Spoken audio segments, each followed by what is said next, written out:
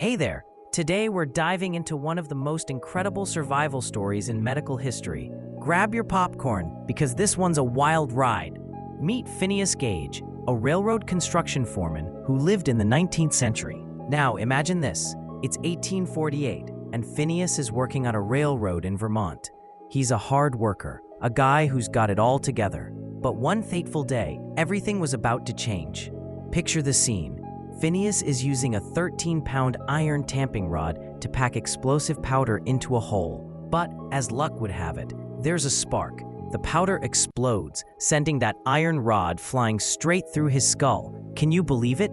The rod measures a whopping 3 feet long and enters through his left cheekbone, exiting through the top of his skull. Now you'd think that's the end of the story, right? Nope. Against all odds, Phineas stands up, brushes himself off, and walks to a nearby doctor for help. I mean, who does that? Talk about tough.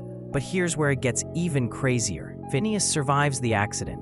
He can speak, walk, and surprisingly, he doesn't even lose consciousness. Medical professionals at the time were baffled. How could someone survive such a horrific injury?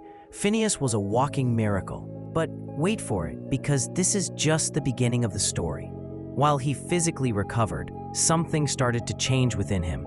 His personality, once cheerful and responsible, took a drastic turn. Friends and family began to notice that Phineas wasn't quite the same guy anymore. He became impulsive, irresponsible, and struggled to hold down a job. It was as if the accident had flipped a switch in his brain. Doctors began to realize that Phineas had suffered severe damage to his frontal lobe, the part of the brain responsible for personality, decision-making, and self-control. This was groundbreaking stuff at the time. Phineas's case became a pivotal moment in understanding brain injuries and their effects on behavior. But what happened next is straight out of a movie. Phineas became somewhat of a celebrity. People were fascinated by his survival story and his strange change in behavior.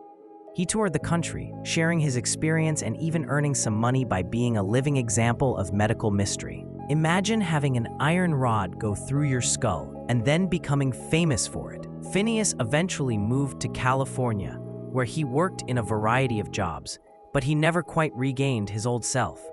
His story sparked interest in psychology and neurology, leading to studies on how brain injuries can change personalities. And here's the kicker.